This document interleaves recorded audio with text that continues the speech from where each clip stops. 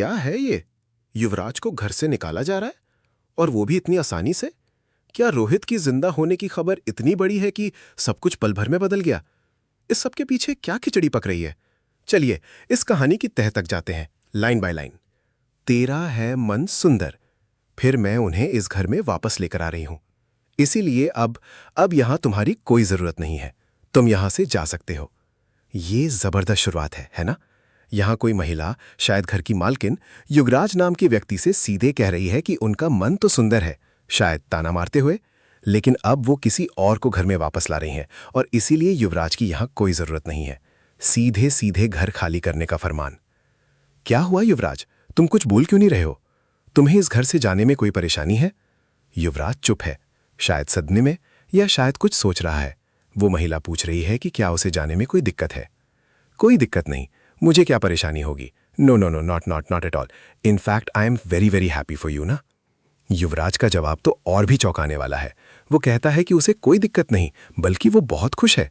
ये कैसी प्रतिक्रिया है? क्या ये सच्चाई है या वो कुछ छुपा रहा है? ना जिंदा है, सच में ना जिंदा है, कल ही आ रहा है। Congratulations congratulations, sorry congratulations, thank you. यहीं से असली खेल शुरू होता है। युवराज जिस ना का जिक्र कर रहा है वो कोई और नहीं बल्कि रोहित है, जो जिंदा है और कल ही आने वाला है। ये खबर इतनी बड़ी है कि युवराज की खुशी का ठिकाना नहीं। वो बार बार कॉन्ग्रेचुलेशंस कह रहा है, मानो खुद के लिए कह रहा हो। ये तो बहुत अच्छा हो गया Rohit, I am so happy for you.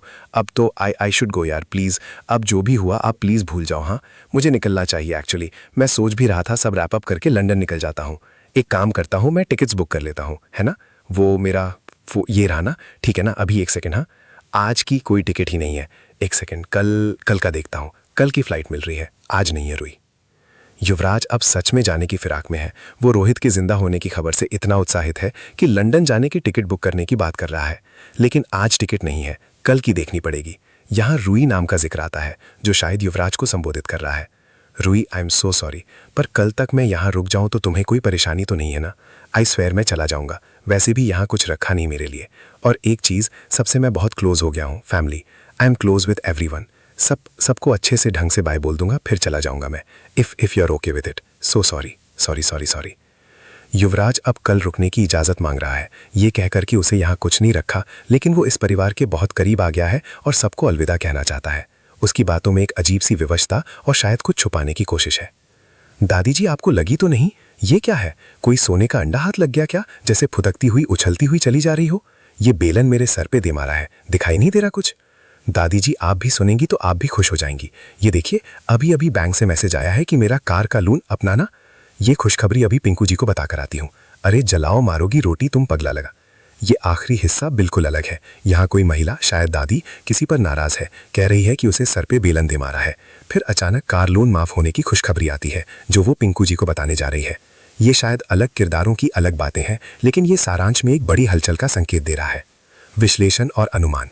इस सारे वाक्य से लग रहा है कि रोहित के जिंदा होने की खबर एक मास्टर प्लान का हिस्सा हो सकती है। युवराज का इतनी आसानी से चले जाना और खुश होना यह दर्शाता है कि या तो वो इस खेल का हिस्सा है या उसे कुछ पता है जो बाकी नहीं जानते। उसकी लंदन जाने की जल्दी और परिवार के करीब आने की बात, सब कुछ बहुत संदिग्ध है। क्या युवराज खुद रोहित है जो अपनी मौत का नाटक करके वापस आ रहा है, या वो रोहित का कोई खास आदमी है जो अब अपनी भूमिका निभा कर निकल रहा है? दादी जी वाला हिस्सा और लोन माफी की खबर ये दिखाती है कि घर में कुछ और भी उथल पुथल चल रही है। हो सकता है ये सारी घटनाएं एक दूसरे से जुड़ी हों या ये बस अलग अलग प्लॉट हों, लेकिन युवराज का घर से निकलना और रोहित का जिंदा होना ये कहानी में एक बड़े मोड़ का संकेत दे रहा है। ये सब इतना अचानक और अप्रत्याशित है कि यकीन करना मुश्किल है। आगे क्या होगा ये देखना दिलचस्प होगा।